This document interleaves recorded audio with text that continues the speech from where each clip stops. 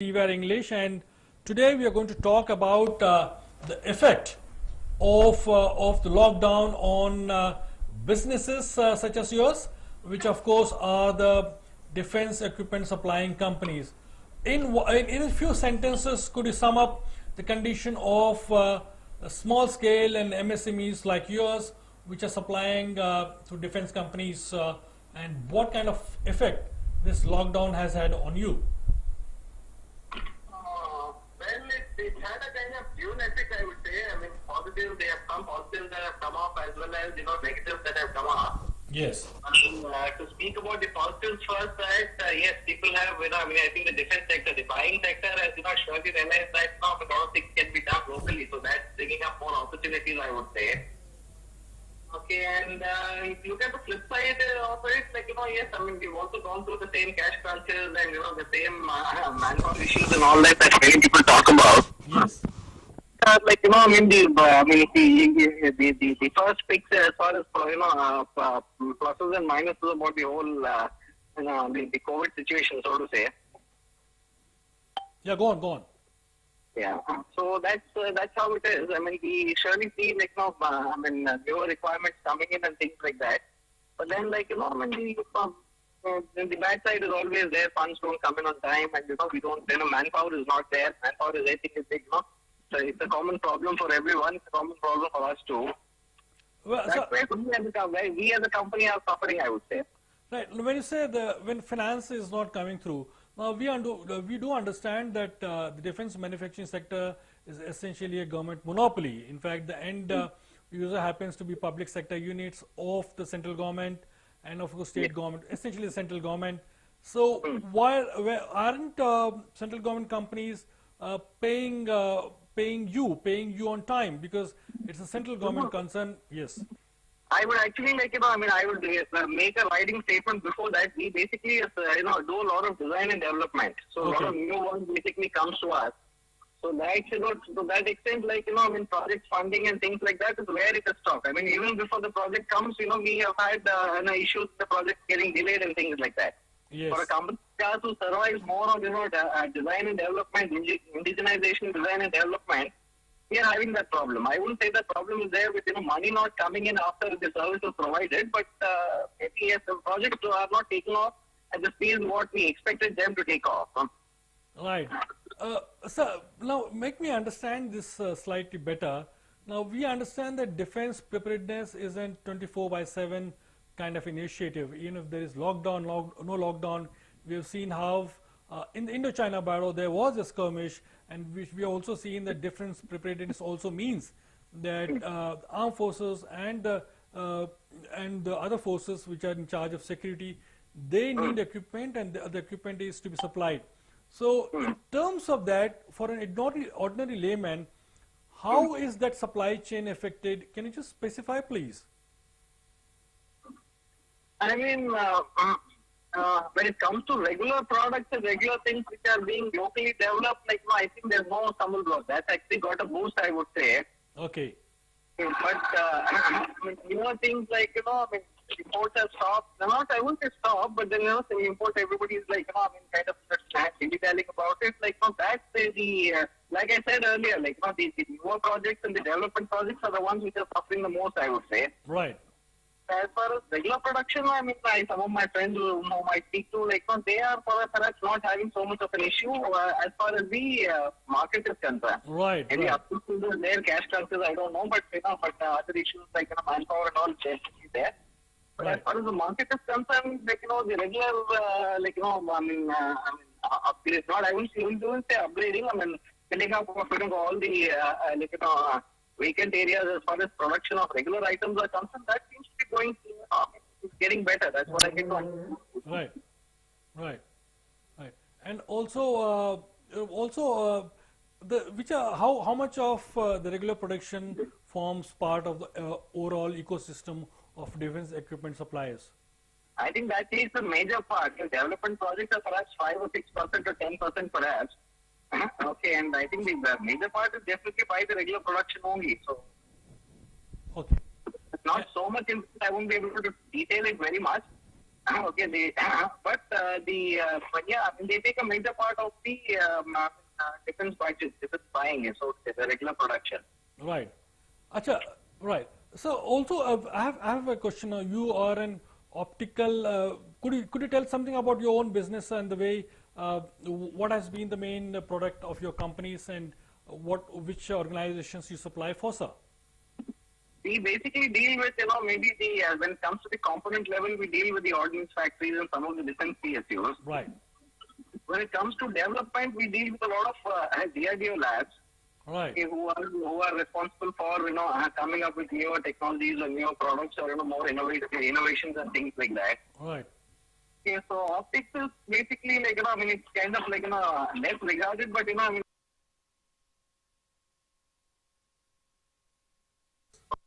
where like that's what our business is about. I mean you talk maybe about a tank sight or maybe a simple rifle sight. Or maybe you talk about as high as maybe a missile guidance system, everything uses optics. So that's where we come in. Yes. That's how the industry is structured when it comes to the defense. Right. How much of this sector is based out of Hyderabad, sir? Hyderabad, I think, I don't know anybody else other than you who does design and development work in this area in Hyderabad. Interesting. But it's a very small community, so to say. Right. Okay, the number of people who do optics work are very, very few. Right. Okay, across the country itself, they are very few. So, like, Hyderabad takes a very small share of that. Right. Okay. In terms of the total ecosystem of defense equipment suppliers, how much of what's the role of Hyderabad and how big is the industry here? Overall defense supplies, you're saying? Yes, in India. Overall defense supplies, when you look at electronics, maybe mechanical engineering and other things, I think Hyderabad is a fairly large. Not large, I mean large perhaps is a slightly exaggerated, but fairly big, I would say. Like, okay, fairly sizable? Size, I wouldn't be able to really say exactly. Like, it is sizable, yes. I mean, size, I won't be able to say, like, how much of the business comes to Hyderabad, I really don't know. Right. Acha, we also were talking earlier a little bit about the supply chain. Now, several of manufacturers like you would have faced logistical problems right after the lockdown because logistics was the biggest casualty of the lockdown. Transport had come to a virtually halt. Did that affect you initially, right after the lockdown? Well, in fact, that's also like to a certain extent affecting us even now because some of our main raw material is not like it has to be imported. Right. So we have issues, in terms of delays. I would say I wouldn't say like our non-availability is not an issue, but in terms of delays, has definitely been there. Okay, and other small things. Yes, the logistics part of it has affected us, to a certain extent. Right. Acha, so when this lockdown was first implemented in March, we had stories of how oil tankers across the world had to be stationed off the seas because at the base level, at the level of the ports, there wasn't much unloading happening in terms of oil, in terms of petroleum. Now, we understand that situation has changed. The lockdown has been partially lifted across the world. People are moving rather freely. But in your case, the bottleneck for logistics happens to be at the level of the fact that suddenly so many consignments and so many of offloading, onloading has to be done. Am I right to say that that's the root cause of delay in terms of the imported equipment which was expected to arrive for your products? Sure, definitely yes. Because we've also been, trying to when we try to analyze what the problem is, we've also been thinking the same thing.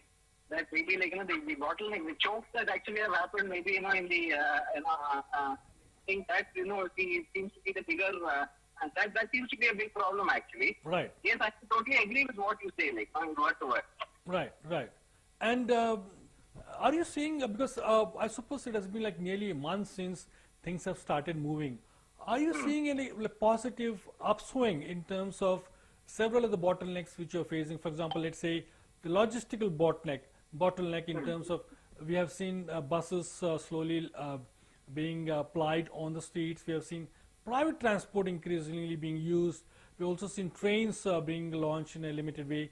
Are you seeing any kind of upswing in terms of the reduction of the bottlenecks which you faced, like say 3 months back? Definitely, yes, because people are kind of coming out more. Okay, so typically, like, I mean, if you look at my company as a company, like, perhaps it's not so, it doesn't matter so much. So, but yes, we see all our fellow, industrialists, like, who have, things are easing up for them. I Yes. wouldn't call it an upswing. Upswing perhaps is a very, Very positive word? slightly bigger word, like, very forward word, but the things are definitely looking up, I would say that. Right. Okay. And would you say this is like, if you could quantify, this is like 10% of if you take the baseline as the times during lockdown, is there in 10% upswing, or probably you'll place it 20? Maybe I've rated it slightly more, maybe 30, 40% perhaps. Right. Compared to typical lockdown days, the April and May kind of a month, about a 40-50% increase, I would definitely say is there. Right. Right. If not more. Right. Could you also share with us, right after lockdown, what was the situation with regard to you? I mean, you are the owner of a company. What happened? Did you suddenly had to announce to your workers that, hey, we are under lockdown and stop coming from tomorrow? What was this scene like right after the announcement of the lockdown in March? Well, it kind of happened more or less like that only. Okay, and when the first when the voluntary lockdown day happened, we kind of foresaw this. Yeah. And then we told all the people saying that, be prepared to, sit back at home. Right. And we gave them that, whatever, little bit of knowledge we had in terms of how it has to be handled, we kind of gave them some guidance. We told them, okay, sit at home, don't do this, don't do that kind of thing. Okay. How much of it is followed, we don't know. But then, I think like all my staff, all of them came out, without any issues, of corona. Right. And this is with respect to their stay at home. When did you start your production? When did you restart your factory? We, the first, the moment government of Telangana announced that, industries can open, I'm not exactly sure of the dates, but the moment they did, we did call people. Our process is basically socially distant by itself. Okay, one machine and other machine is very fast, so we kind of we started the moment we got the permission from the government of Telangana, we immediately start from. And I think probably that's a month back. It's slightly more than that. We're in October now, right? So right, I think April, May, June, perhaps sometime in July, I guess, in July, August. Absolutely. So when you restarted, did you and the HR sit down and chalk out a strategy to ensure that social distancing and also anti-pandemic measures are taken care of? Did you devise something new? Of course, you said that your machines are located at difference, but even then, people are not used to the kind of social distancing norms which have been enforced, and there are of course several hits and misses. Did you devise any kind of a method for your workers, kind of new rules or new strategies to ensure that everybody is safe? We didn't write it down and tell them, but then we actually had something like we have a lot of these training sessions, technical training sessions. Right. So we had some session like that. We actually called everybody the first 2-3 days when they came. We called everyone. We made all of them sit there. Right. Okay, and we told them why we're not serving tea, and and then we kind of explained the whole thing to them. Right. The importance of being taking a lot of care. Right. Okay, and things like that, and how you should behave within an air-conditioned environment, and what you should do, and right. things like that. We did do that. In Right. fact, I took most of those sessions. I took them myself. I kind of told all my people myself. Right. And so you also were, of course, because all of the social media and across every popular front, loads and loads of messages were coming in of how to deal with pandemic and what to do, what not to do. Did you have a standard protocol, a kind of a reading material, or a kind of officially, or probably some kind of a medical advice? Did you take it yourself and then pass it on to your workers? Was there any reference material which you relied on? I definitely didn't, go by the social media messages. Yeah. Surely, but then I know somebody who works with a very, very large, bank. So, so they, whatever information like I was getting across from, them, which is well researched, we kind of saw what is applicable to us and started telling our people about it. Right. We didn't put anything down in writing as such. We Yes. perhaps, are a small company for that. Right. Okay, but constant, I would say, I don't know how, should I use the word nagging? I don't know. Right. So constantly nagging all the guys, have you done this, have you not done that? That's something which we definitely did. Yes, yes. In the initial phase, it's very much a requirement.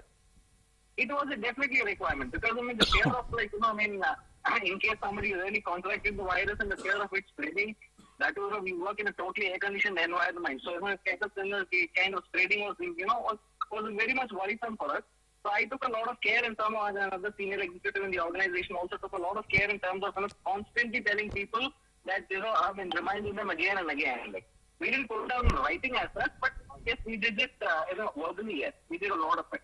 Lovely. And how did the employees react to this particular new measures? I know everybody, when it comes to health, when it comes to normal rules and regulations, employees may not be sometimes totally be happy, but since this concerns something which is widely known and which is a health issue, I'm sure the compliance would have been easier for your HR department.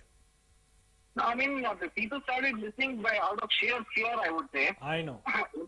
Okay, and they're all very scared, and they perhaps felt that what boss was saying is he's more knowledgeable about this, so they simply followed Right.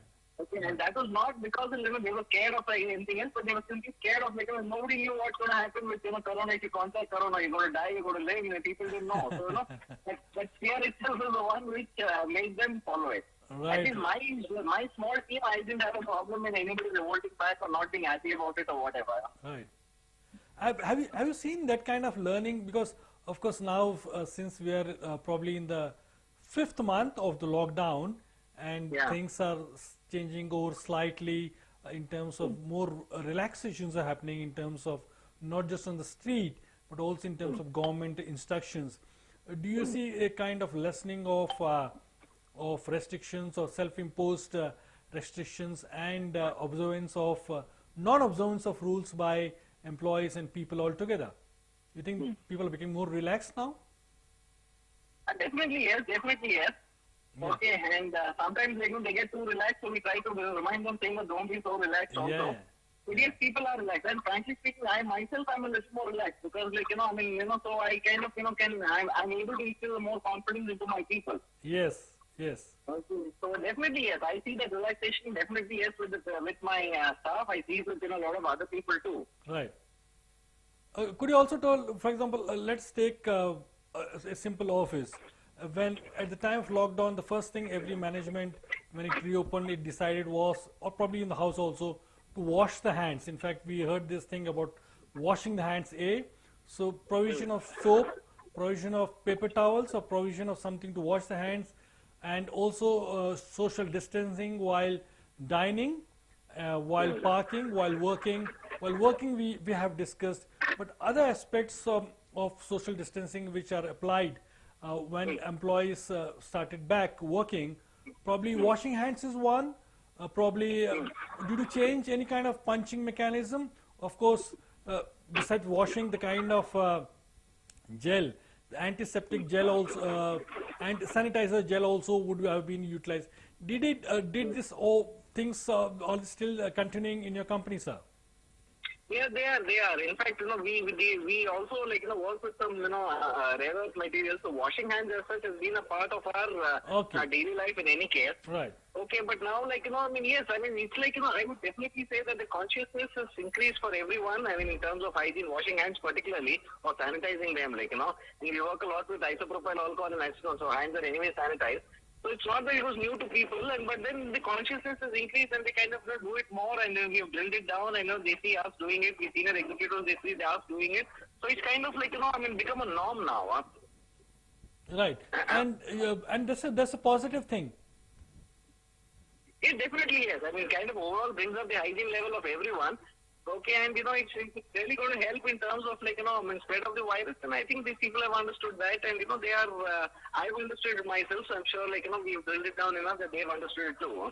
And I definitely hope this continues, because world over, the pandemics in the last 19th century across Europe and across the Western world, they have resulted in a society which is very finicky about hygiene, finicky about clean streets and clean roads. I hope that kind of a culture also comes back to India. Absolutely, absolutely. I'm looking forward to it. That way, people have realized the importance of cleanliness and hygiene now. Yes. Okay, this is what I would like to believe. We keep joking with some of our employees also, but you need to go and have a bath twice a day now, be cleaner than what you were earlier. Yes, yes. Okay, I think people are doing that because they one at least from my own personal experience, what's happening is families, people who are actually have to go out. Let's exclude the IT employees.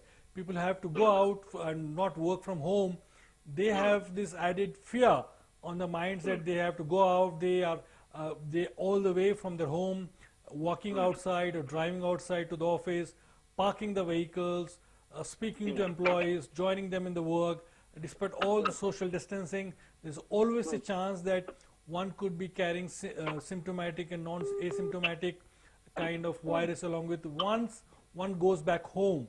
So that's a real fear because you are the person, you are the mechanism who is going out, and you could be the carrier who could also be taking back home. And so several people have actually decided to do this thing that once they're home, they skip all the clothes which they have been wearing for the day. And of course, they also try to have 2 baths a day. I'm sure this in the season when monsoon is its peak, this kind of thing would have never happened earlier. But it's happening, it's a good thing. Did you actually, all these measures of hand sanitization, of adding paper towels, of adding extra layer of hygiene, and also provisioning of putting all this entailed an additional cost on your company, sir? Well, marginally, yes. Like I told you, we already work with, on a daily basis, work with, sanitizing Highly kind of thing. sanitized, yes. But yes, definitely, yes. I've been buying maybe a dispenser extra and buying that, for me, it has marginally increased my cost. It's not increased my cost a great deal, I would say. Yes. Okay. But it's marginally increased my cost. And, also the fact that, you are systematizing it. Earlier it was like, okay, there is acetone there, you're anyway washing a lens, you wash your hands, that kind of thing. Now it's across the board. Since we made it more systematic and things like that, I think definitely yes, marginally cost has gone up. We've not calculated how much it is. Right. But I see some things in my office which I never saw earlier.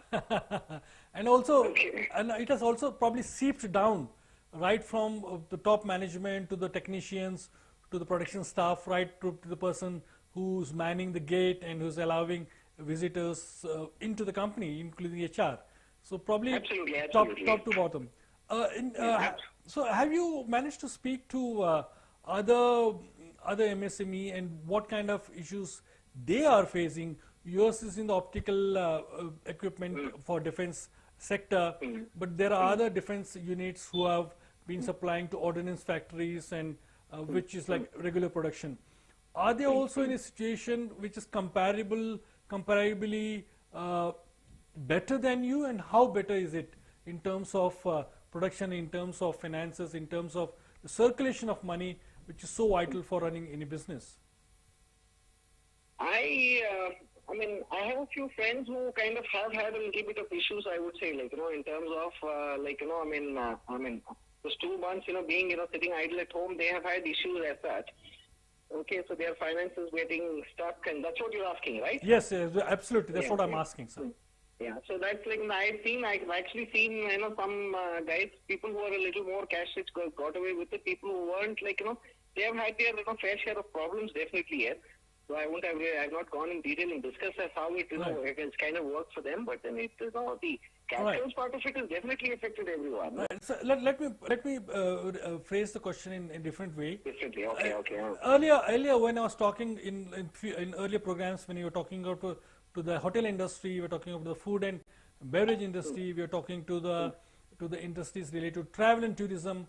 One thing which really came forward from everyone who we talked to is the fact that since the cash has been dried up, the supply of cash has dried up, and business is not happening in terms of sales, in terms of customers. Several companies are having this issue of generating revenue part of which needs to be given back to a form of rent, in form of EMIs to bank, or in the form of loans, loans which are to be given to banks. How much of such kind of an cash crunch and also banking issues are defense equipment manufacturers facing in Hyderabad? I mean, see, you look at the defense price, particularly, like, I would definitely say that whatever could be the ripple effect of not having anything to do at all in 2 months, 2.5 months of thing, and how much of a cash crunch has happened, that's what, people have suffered with. Right. Some people have not been able to survive, okay, because they didn't have too much of cash maybe. Cash reserves, okay, so yes. that's it. So everybody's faced that particular problem. I mean, it's quite obvious. Like, suddenly, like, you're doing work and suddenly, like, for 2 months, you're made to sit idle and say nothing doing. Like, you still have to continue to pay salaries, you have to continue to pay rents and all that. It definitely affects as such. But I don't think the defense industry could be compared to perhaps the hotel industry. Hotel industry is still not picked up, so they still don't have revenues. Right, right. Okay, they still don't have business as such. But that I don't think typically could be applied to the defense sector, is what I would say. Right, I get your point. And in terms of... Though मैंने जितना भी धंधा नहीं हुआ, लेकिन उसके whatever problems has happened because of that, that may have taken another 2-3 months to recover maybe. To stabilize. Nobody in the defense sector can say that, but I'm still sitting idle even today.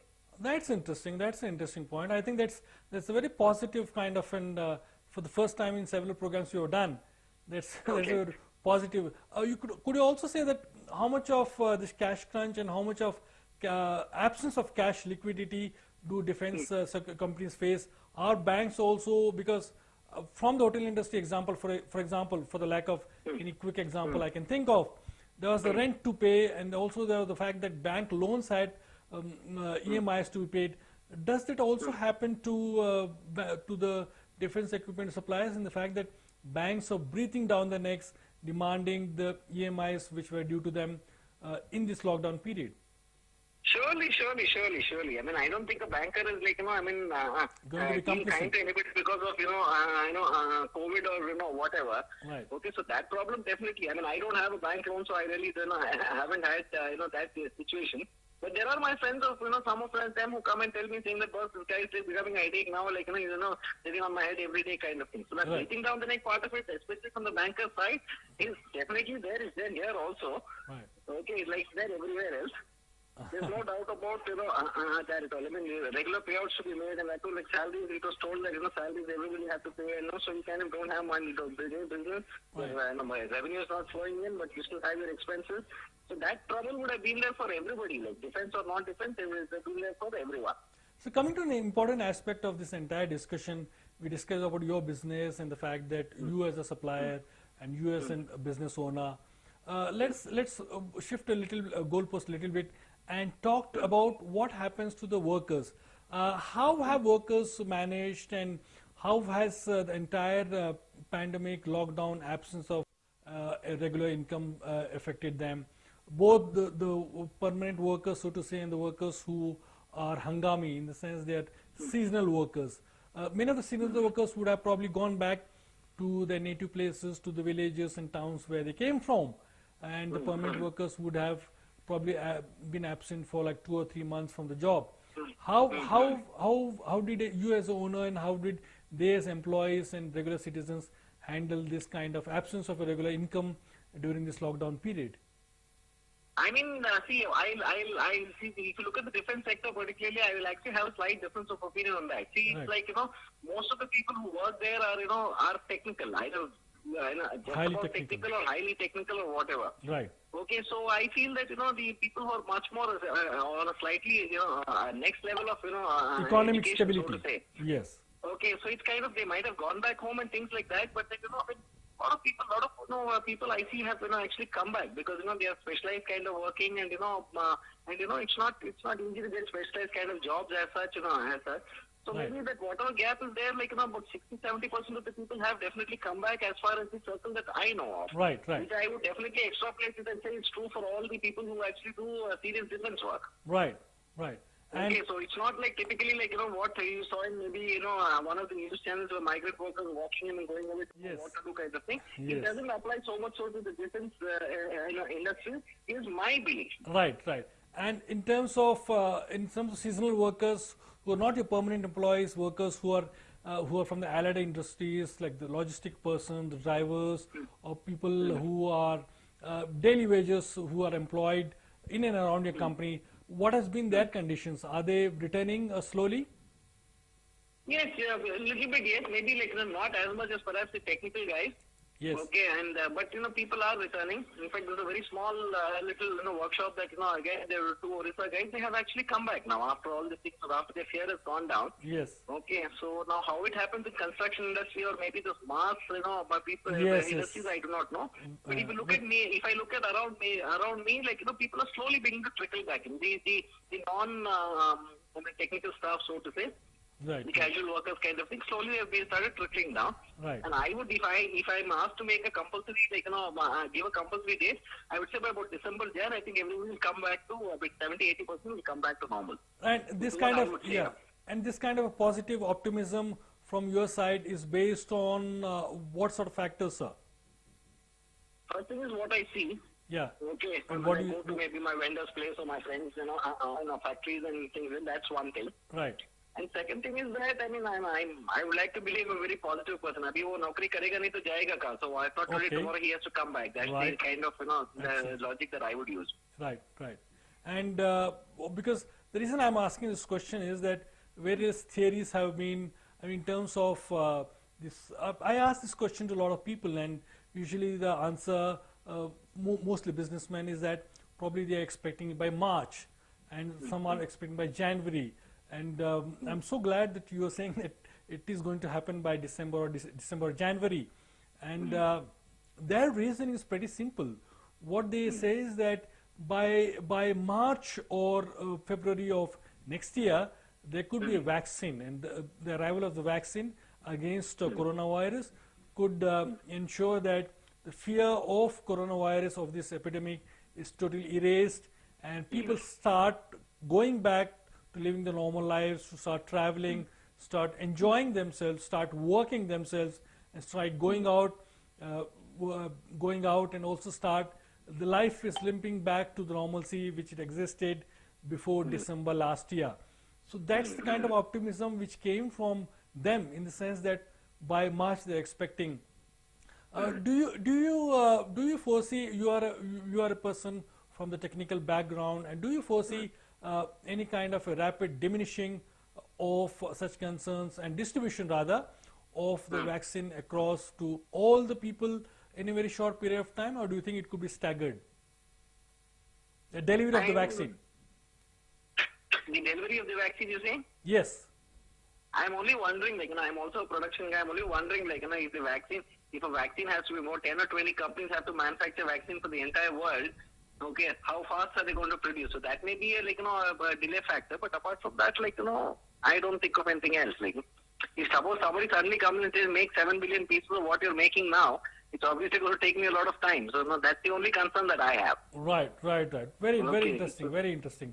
I think you have been a mine of information, Mr. Chandrasekhar, and we certainly love to have you on the show. And we hope to see you back very soon. And we also hope that your company and your employees and the total defense equipment sector ecosystem comes back to normalcy at the earliest possible time. Thank you for joining on this show, sir. Thank you so much. Thank you so much. Thank you.